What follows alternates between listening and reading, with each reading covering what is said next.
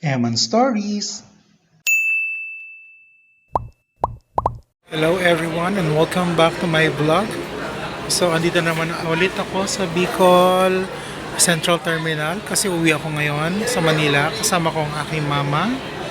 Ayan. So we're still waiting for our bus that is hindi ako sure kung Peña Francia or Bicol Isarog. Basta ang alam ko lang it's bus U. Yan. So ngayon maraming tao ngayon, yung mga pauwi ng Cam Norte, andito. Sa kabila naman yung papunta ng Lagunoy. Doon. Yan. So sa kabilang part naman ng terminal, sobrang daming tao kaya dito ko lumipat. Ito yung kabilang side ng terminal. As you can see, napakaraming tao. At most sa mga buses dito is already fully booked kaya ang daming nag-chance passenger.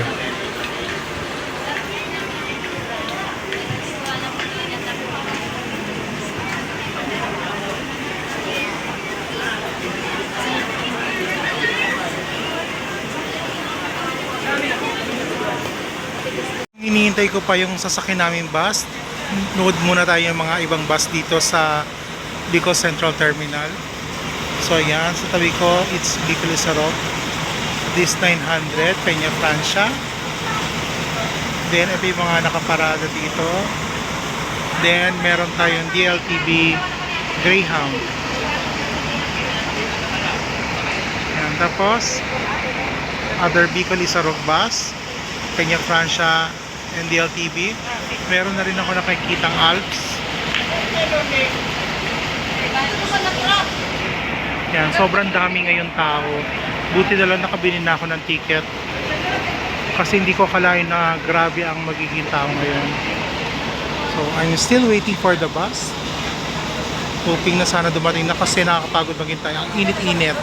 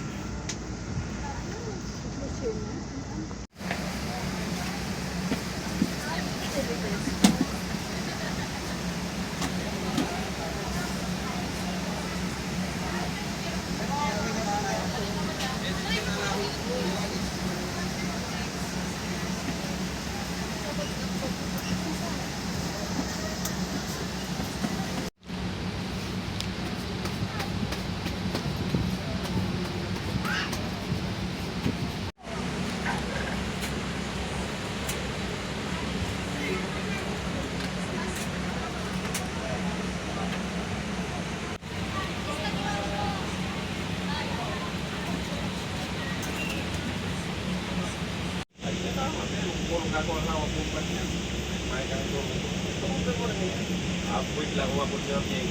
Oy. Kaya ka na wala ngayon. Paningado. Kasi mo yan pa. Paano ko kaya? Nakapagpanta ba? Hindi pa ako pinaka...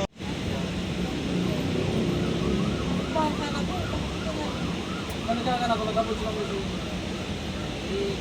Dahil nagpikuha ko na si Papipan sa ito. Fantastic. Alaw ko na siya. Alaw ka pang terminal. Paalam ko. Okay, sir. Dalawang ko.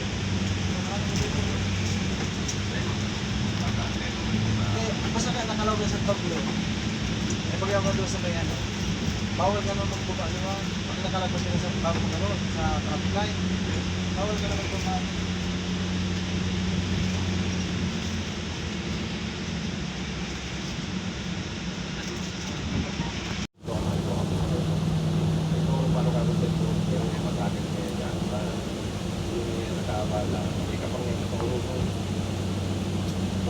tao gumagana. Aminado man siya. Tapos kaya tumak. Hindi siya sabi na, ang dapat. Araw ko yun. Sabi na lang mga ganyan ako yan, hindi niya kita, sabi niya. Araw ko na. Hindi niya kita, hindi magkakaroon ka kung napakangan mo magkakaroon ka. Pag nararamig ko ako sa'yo, sige mo, sinulat ka. Ano ba nga ganyan?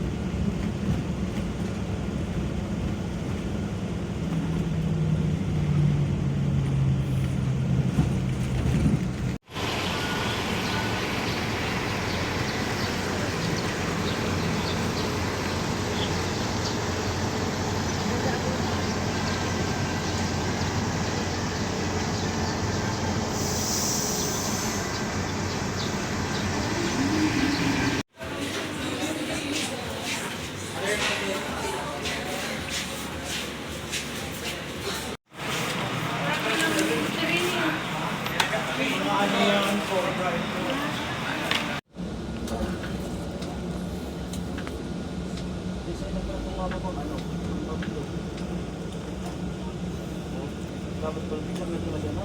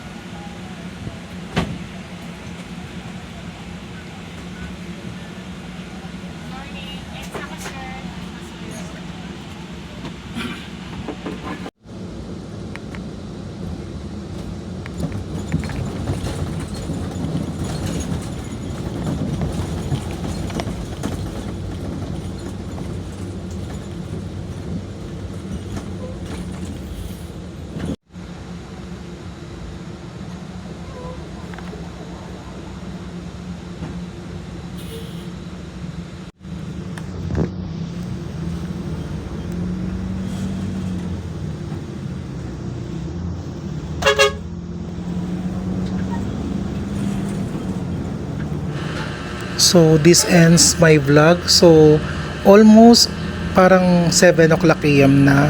Medyo na-traffic kasi kami dun sa part ng Andaya Highway. Kaya umaga na kami nakarating. Thank you very much for watching and I'll see you again on my next vlog. Bye-bye!